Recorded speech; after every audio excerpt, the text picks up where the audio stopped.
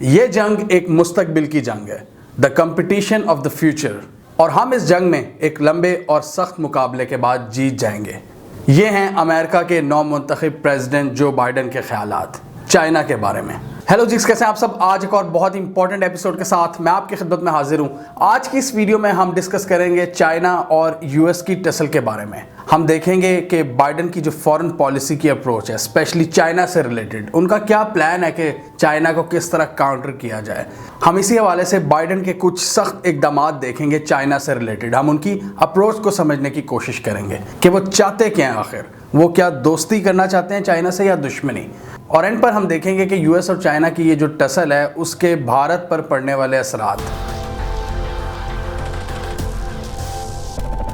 इसमें कोई शक नहीं है कि चाइना के इकोनॉमिक राइज ने अमेरिकन इस्टेब्लिशमेंट की नींदें हराम कर दी हैं, चाहे वो ट्रंप हो या बाइडन हो, चाहे रिपब्लिकन हो या डेमोक्रेट हो, चाहे पेंटागन हो या CIA हो।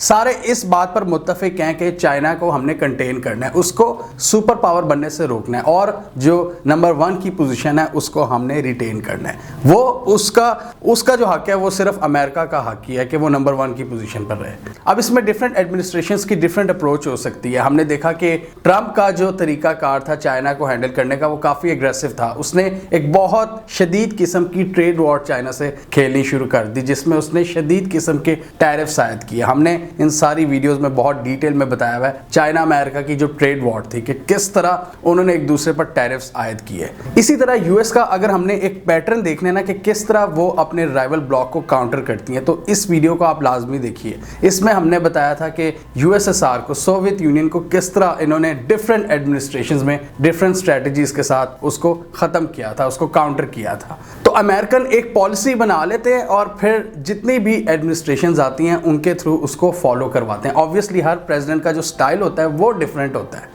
अब बाइडन का इस हवाले से क्या प्लान है? अब ऑब्वियसली कुछ प्लान्स तो होते हैं पसे पर्दा, लेकिन कुछ चीज़ें होती हैं जो मीडिया के सामने भी आ जाती हैं। तो बाइडन ने भी अपने जो प्लान्स थे चाइना को काउंटर करने के हवाले से कुछ तो उन्होंने बता दिए थे। उन्होंने एक आर्टिकल लिखा था प्रेसिडेंट बनने से पहले, और इस वीडियो में हमने डिस्कस किया था, जिसमें हमने अंडरस्टैंड किया था बाइडन की फॉरेन पॉलिसी की जो अप्रोच है। उसमें उन्होंने बताया था कि किस तरह काउंटर किया जाए चाइना को। तो उसमें जो सबसे जो फंडामेंटल उनकी बात थी ना, उसमें ये थी कि अमेरिका की जो कोर वैल्यूज़ है ना, हमें उनको अपनाना चाहिए, जैसे कि फ्रीडम, ओपननेस, डेमोक्रेसी। उन्होंने कहा था कि इन वैल्यूज़ को लेकर हमने हमेशा से तरक्की की है और सुपर पावर बने, और वापस अब पास ग्लोरी को रिवाइव करने का टाइम है, वापस सुपर पावर बनने का टाइम है इन वैल्यूज़ के थ्रू, डेमोक्रेसी। और इसी वजह से उन्होंने एक मल्टीलैटरल अलायंस बनाने का भी कहा, वो कंट्रीज़ जो अमेरिका की डेमोक्रेसी को फॉलो करती हैं, मतलब बेसिकली जो अमेरिका के सारी बातें जो मानती हैं। जिसमें उन्होंने मेंशन किया था कि यूरोप के उनके दोस्त, एशिया में कई ममालिक हैं उनके दोस्त, जैसे कि जापान, साउथ कोरिया, इसके अलावा ऑस्ट्रेलिया, इसके अलावा भारत, और अपने हमसाया मुल्क कनाडा का भी उन्होंने जिक्र किया था। तो उन्होंने कहा ये कुछ कंट्रीज़ हैं जो बिल्कुल हमारी लाइन पर चलती हैं, तो इनका जो कल्चर है वो बड़ा ज़बरदस्त है, डेमोक्रेसी का कल्चर है, हमें इनको साथ मिलाना चाहिए। और उन्होंने कहा कि ये कंट्रीज़ भी कोई हल्की नहीं है। अगर हम एक ब्लॉक बनाए हैं चाइना के मुकाबले में, तो ऑब्वियसली चाइना के राइज को काउंटर किया जा सकता है। तो ये तो थी बाइडन की एक अप्रोच जो कि सबके सामने एक मल्टीलैटरल अप्रोच है उनकी, कि एक लाइक माइंडेड कंट्रीज़ का इत्तेहाद बनाया जाए और चाइना के राइज को रोका जाए। लेकिन अभी रिसेंटली बाइडन एडमिनिस्ट्रेशन ने एक स्टेप उठाया जो कि पॉसिबली चाइना को परेशान कर सकता है। एक पेंटागन बेस्ड टास्क फोर्स उन्होंने बनाई है बाइडन ने, जिसमें सिविल और मिलिट्री के लोग शामिल होंगे, जो कि जिनका सिर्फ एक ही काम होगा, और वो ये होगा कि वो चाइना पर फोकस रखें, अपना चाइना से रिलेटेड अपनी जितनी भी रिसर्च है वो करें। इंडिया की जो रॉ है ना, उसका नाम है रिसर्च एंड एनालिसिस विंग। तो एक किस्म का एक एनालिसिस विंग उन्होंने बनाया है जो चाइना से रिलेटेड जो इन्फॉर्मेशन है वो गैदर करेगा। उसमें आपके सिविलियंस भी होंगे और मिलिट्री के लोग भी शामिल होंगे, लेकिन जो मेन काम है वो होगा पेंटागन का। पेंटागन क्या है?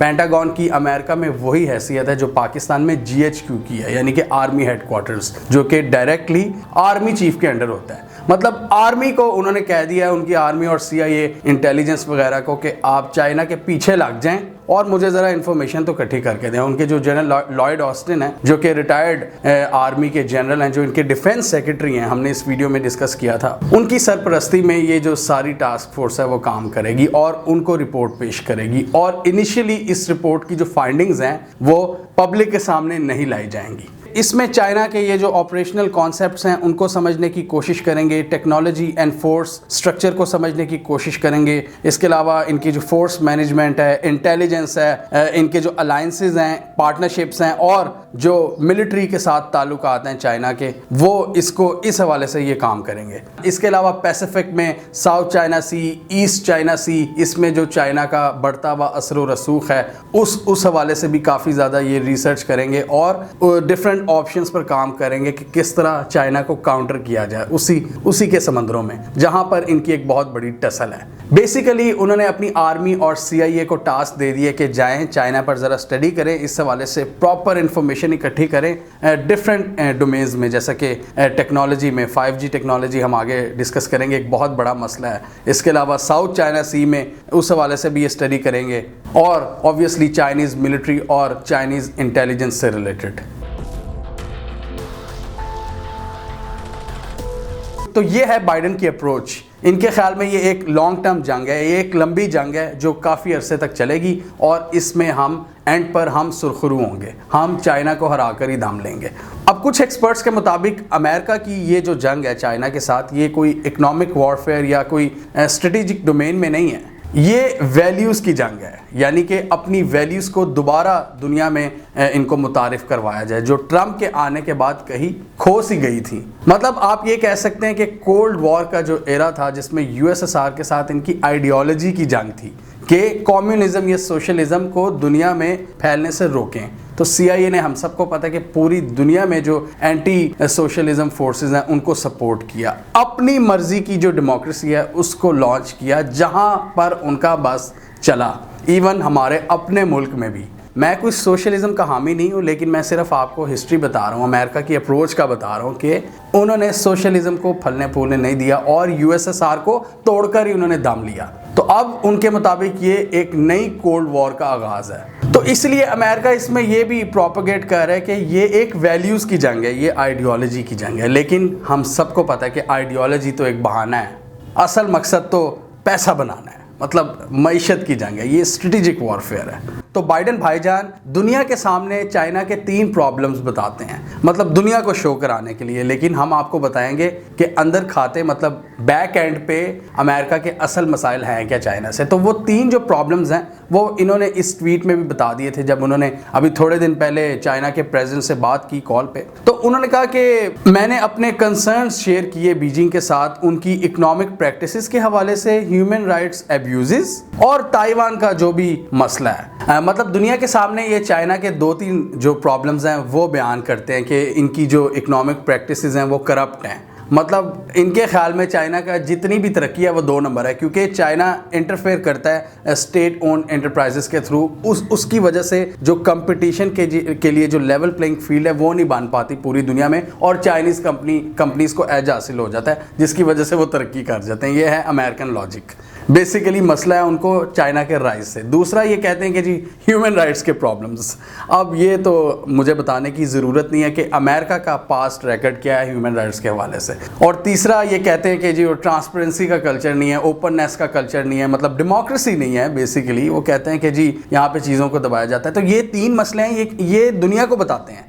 करप्ट इकोनॉमिक प्रैक्टिसेस में इंटेलेक्चुअल प्रॉपर्टी थेफ्ट भी आता है, जिसमें इनके मुताबिक इन्होंने अमेरिका की बहुत सी टेक्नोलॉजी को कॉपी करके अपना एक बहुत बड़ा टेक का इंफ्रास्ट्रक्चर खड़ा कर दिया और उसकी वजह से वो अमेरिका को भी फिर पीछे छोड़ दिया है। अब हम ज़रा देखते हैं कि अमेरिका के असल कंसर्न्स हैं क्या, जो असल कंसर्न्स हैं जिनकी वजह से इनकी नींदें हराम हुई हुई हैं।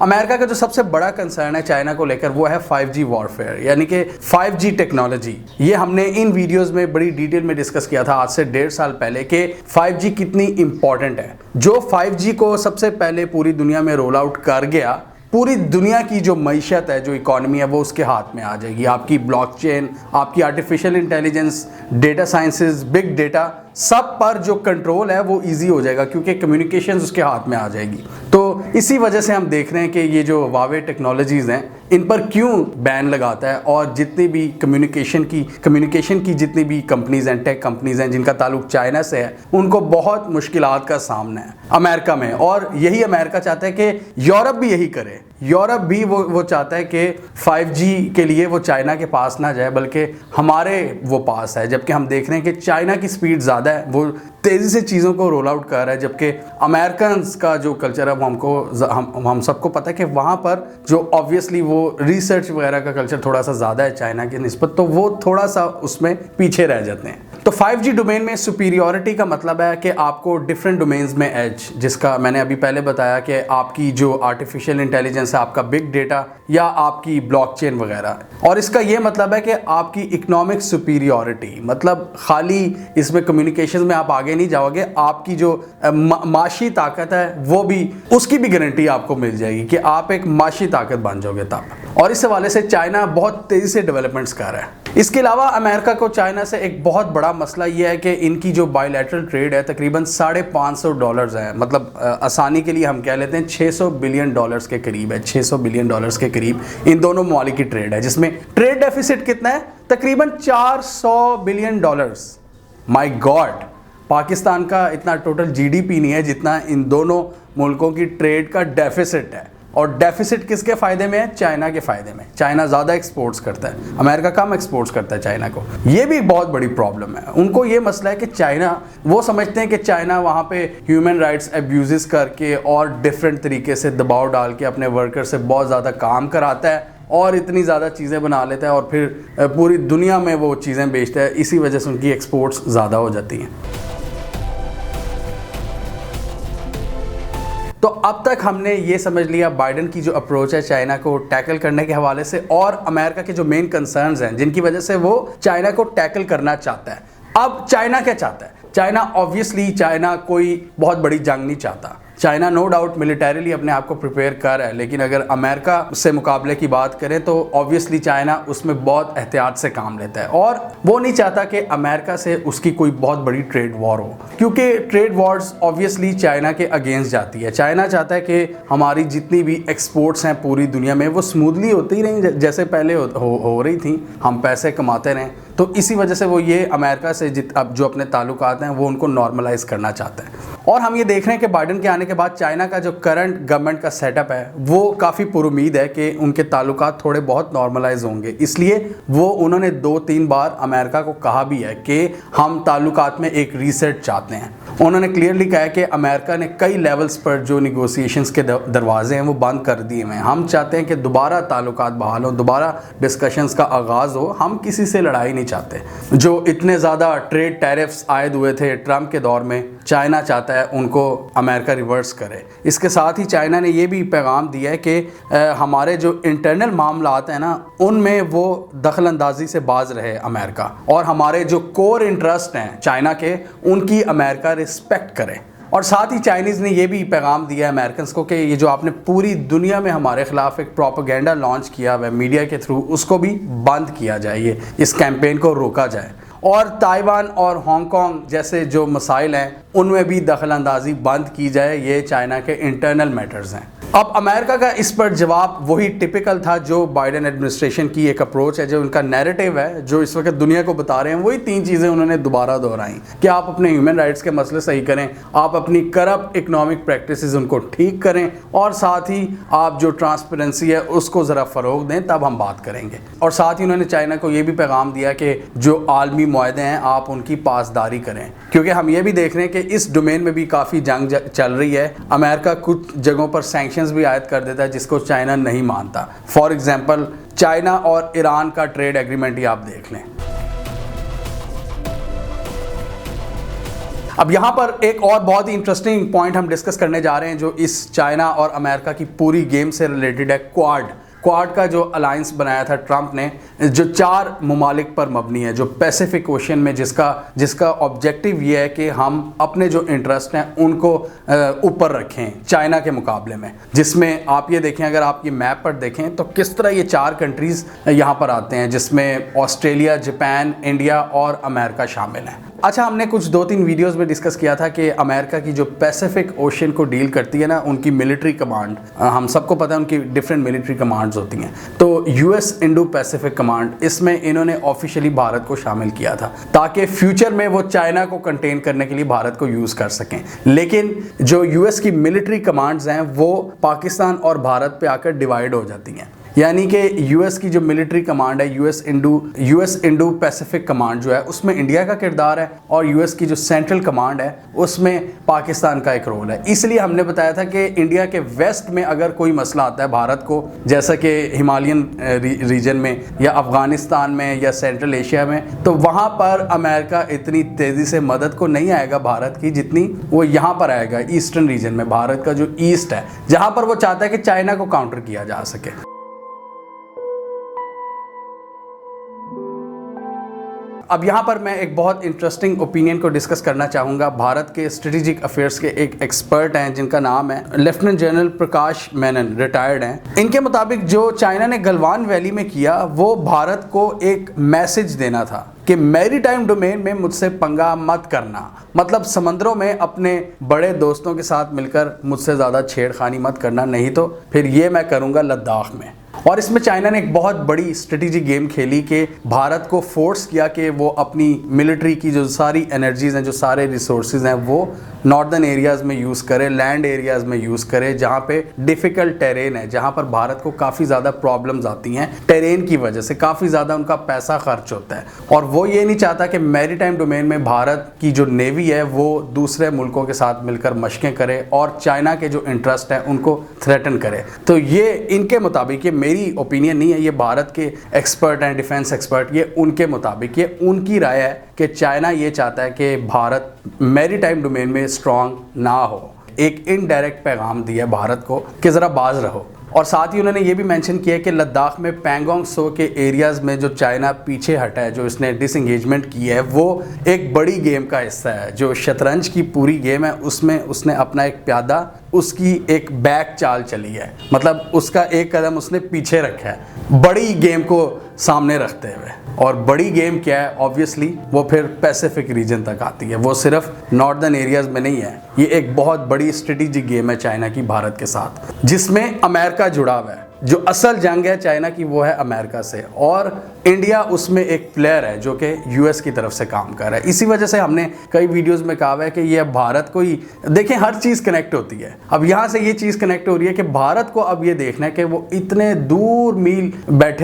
मील दूर बैठे हुए अमेरिका के जो तहफ़्फ़ुज़ात हैं उनका इंटरेस्ट करता है या फिर अपने हमसायों के साथ जो ताल्लुकात है उनको बेहतर करता है। ये हमने पहले भी कहा है और आज भी ये बात बिल्कुल फिट आ रही है उस पर। तो भारत के जो कुछ एग्रेसिव इक़दामात हैं अपने हमसायों को लेकर, स्पेशली चाइना और पाकिस्तान को लेकर, जिनमें एक बहुत बड़ा रोल अमेरिका भी प्ले करता है उसको पुश करने के लिए, लेकिन अल्टीमेटली वो भारत के लिए स्ट्रेटेजिक सेटबैक साबित हो रहे हैं, मतलब भारत के लिए नुकसानदेह साबित हो रहे हैं। इसमें हमारे सामने है जिस तरह भारत को शिकस्त हुई अफगानिस्तान में, जो कि लद्दाख के एरिया में एक बहुत बड़ा स्ट्रेटेजिक सेटबैक और 2 फ्रंट वॉर थ्रेट का जो एक बहुत बड़ा थ्रेट है भारत को, वो अब कायम है। तो इस वजह से भारत ने अपने लिए बहुत ज़्यादा थ्रेट्स पार ली हैं। और साथ ही उन्होंने ये भी मेंशन किया कि चाइना ने जो डिसंगेजमेंट किया अपने ट्रूप्स की लद्दाख के एरिया में पैंगोंग त्सो लेक के ऊपर, उसकी वजह से चाइनीज़ जो इन्वेस्टमेंट्स हैं भारत में उनके लिए भी राह हमवार हो सकती है। मतलब भारत ने जो बैन लगाने शुरू कर दिए थे चाइनीज़ ऐप्स पर, चाइनीज़ इन्वेस्टमेंट्स पर,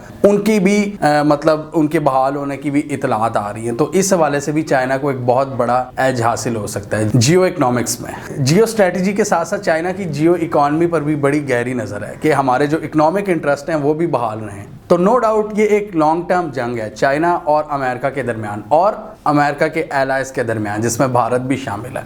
और इंटरेस्टिंगली अभी शेखर गुप्ता ने भी यही बात की है कि बीजेपी को सोचना पड़ेगा कि उन्होंने सिर्फ वोट्स के पीछे जाना है या अपने जो स्ट्रेटेजिक मफादात हैं उनका भी तहफ़्फ़ुज़ करना है। इसलिए उन्होंने मशवरा ये दिया है कि पाकिस्तान के साथ भारत को अच्छे ताल्लुकात कायम करने पड़ेंगे।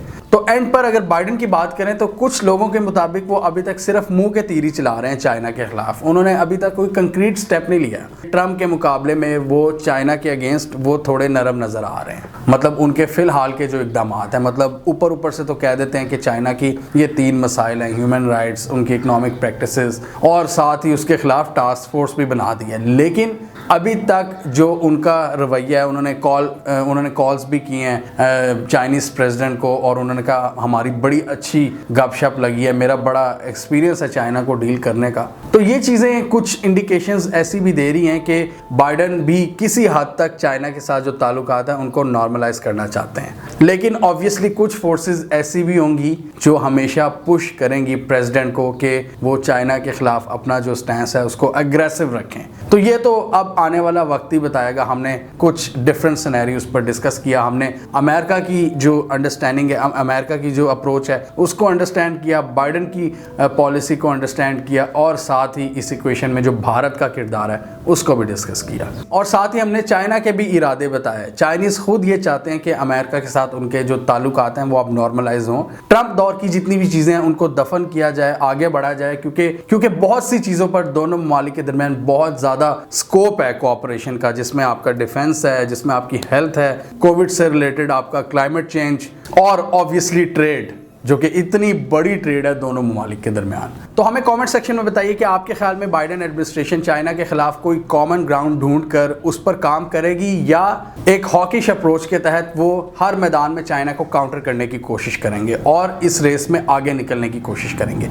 कॉमेंट कीजिए। इसके अलावा हमारा यूट्यूब चैनल सब्सक्राइब करने और साथ ही वो बेल आइकॉन भी दबा लें ताकि वो स्टोरीज दुनिया भर से पाकिस्तान से जिनकी मेन स्ट्रीम मीडिया पर प्रॉपर कवरेज नहीं होती हमारे प्लेटफॉर्म के थ्रू आप तक टाइम पर पहुंच जाएं।